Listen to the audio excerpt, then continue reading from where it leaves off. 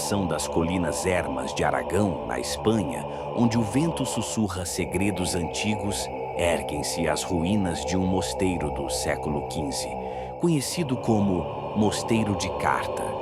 Suas paredes de pedra, agora corroídas pelo tempo, guardam ecos de um passado sombrio, onde o sagrado e o profano colidiram em uma dança macabra. Este não é apenas um lugar esquecido. É um túmulo de segredos que a igreja tentou apagar, mas que o tempo se recusa a silenciar.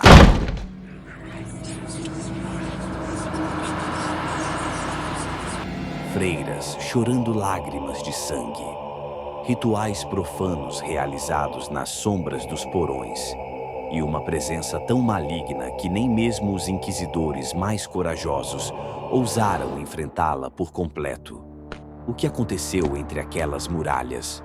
Por que, mesmo após séculos, ninguém tem coragem de passar a noite ali? E o que ainda espreita nas ruínas, observando aqueles que se aventuram em seus domínios? Possessão em Carta, o segredo das freiras amaldiçoadas. Bem-vindo ao Horror et Sanctum, o canal onde os segredos mais obscuros ganham voz. Hoje, mergulharemos em uma história real, baseada em registros históricos, que mistura fé, terror e mistérios que desafiam a compreensão humana. Prepare-se, pois alguns ecos nunca se calam, e eles estão chamando por você.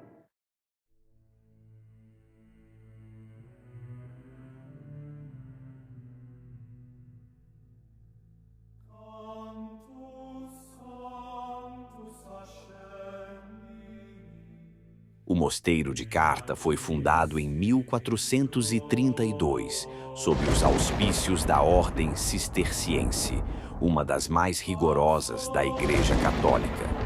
Localizado em uma região isolada de Aragão, o convento foi construído sobre as ruínas de uma antiga fortaleza moura, que, por sua vez, repousava sobre fundações ainda mais antigas, possivelmente de origem celtibérica. Essa camada de história já carregava consigo um passado de batalhas, sacrifícios e sangue derramado, muito antes de as cruzes cristãs serem erguidas. Por décadas, o mosteiro foi um farol de devoção. As freiras, em sua clausura, dedicavam-se à oração, ao trabalho manual e à contemplação divina. Mas, por volta de 1478, algo mudou. Relatos perturbadores começaram a chegar aos ouvidos da igreja. Freiras desmaiavam durante as missas, suas faces pálidas como se a vida lhes fosse sugada. Gritos ecoavam das celas à noite, descritos como não humanos por testemunhas. Objetos sagrados, como crucifixos e rosários, eram encontrados quebrados ou invertidos sem explicação. A igreja, sempre vigilante contra qualquer sinal de heresia, enviou espiões para investigar. O que descobriram foi tão alarmante que a Inquisição Espanhola, então em seu auge, foi imediatamente acionada.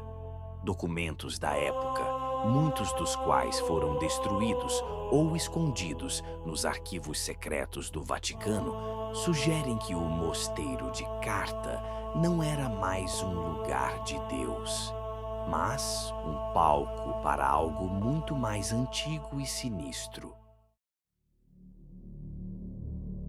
Entre 1480 e 1483, os eventos no Mosteiro de Carta escalaram para o que os registros descrevem como um pesadelo vivo.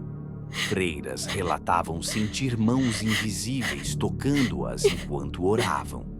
Vozes sussurravam em línguas desconhecidas, algumas remanescentes de latim, arcaico, outras de dialetos que nenhum estudioso conseguia identificar. As noites eram as piores. Cânticos dissonantes ecoavam dos porões, onde ninguém deveria estar.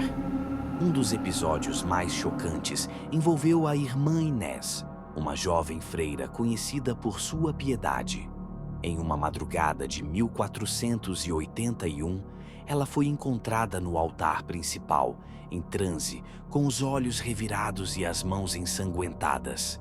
Ela arranhava o chão de pedra com tanta força que suas unhas se partiram, enquanto gritava frases em aramaico, uma língua que nunca estudara. Testemunhas afirmam que as palavras pareciam invocações, e o ar ao seu redor tornou-se frio, como se a própria morte estivesse presente.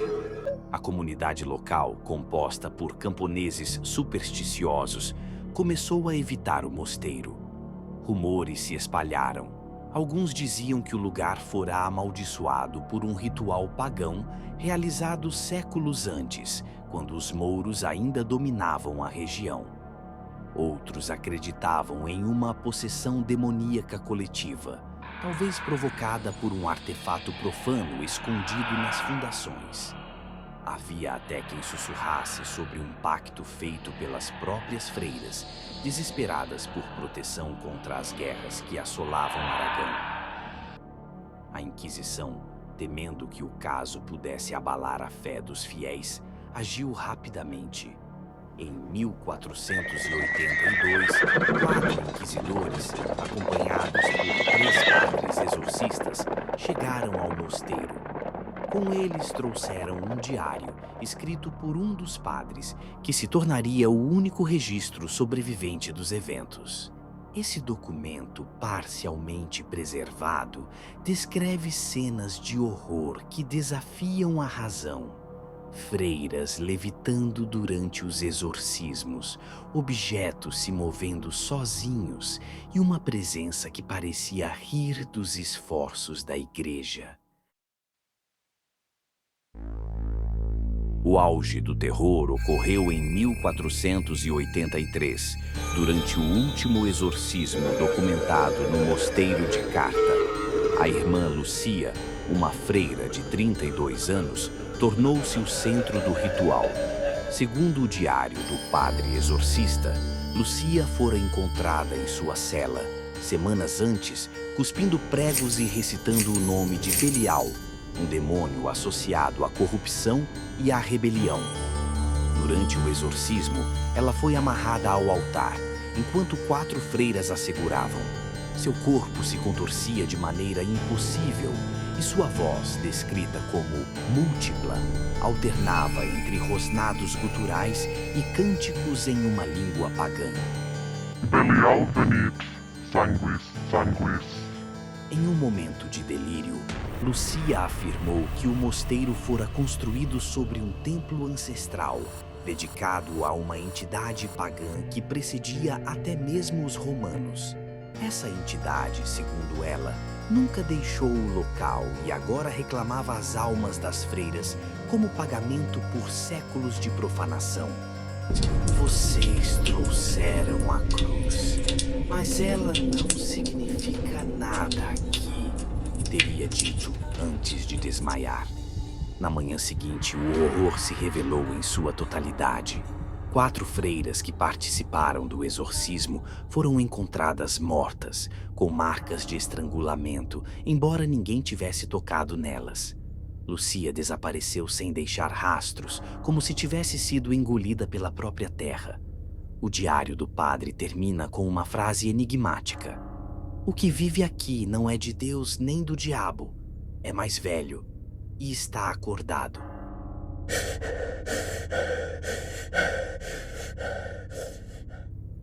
Em 1484, o mosteiro de Carta foi selado pela Inquisição. A igreja proibiu qualquer menção ao caso e os registros foram enviados aos arquivos secretos do Vaticano, onde permanecem até hoje, acessíveis apenas a alguns poucos. O local foi abandonado e a vegetação lentamente o engoliu, transformando-o em uma ruína esquecida, ou quase.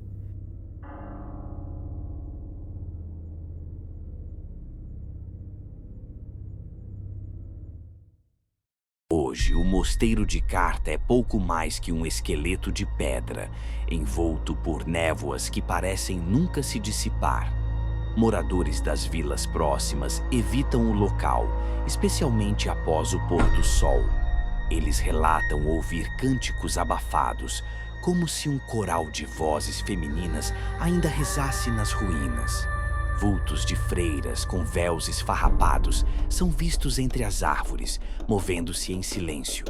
E há o frio, um frio que corta os ossos, mesmo nas noites quentes de verão.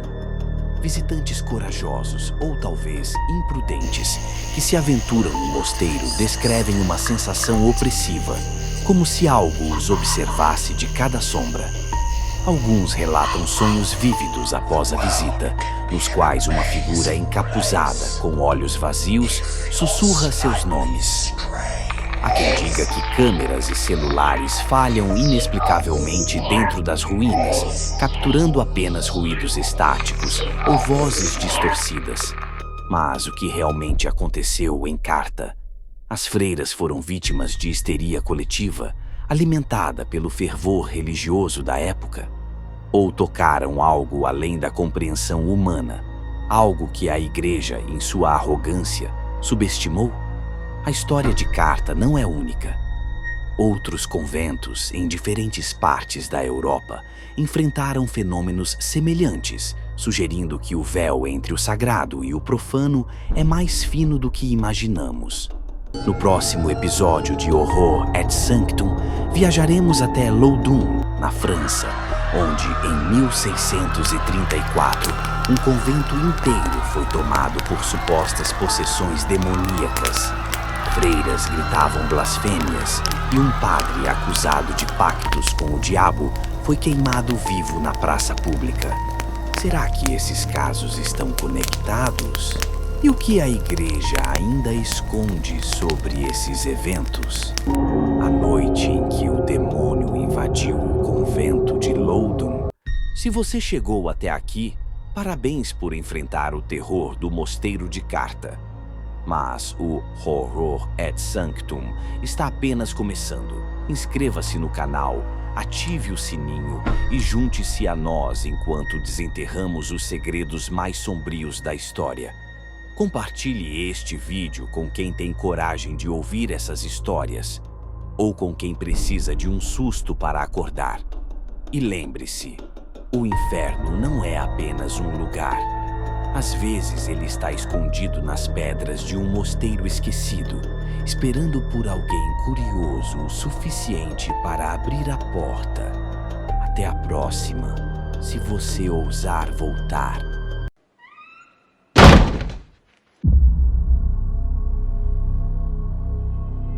Explore o terror real em Sombras Sagradas. 10 casos reais de exorcismos e mistérios sobrenaturais, do exorcismo que inspirou o filme O Exorcista, a tragédia de uma freira romena. Com histórias que cruzam séculos, este e-book desvenda a linha entre fé e medo. Perfeito para fãs de horror e mistério, é uma leitura arrepiante que questiona o desconhecido. Adquira agora, o link está na descrição.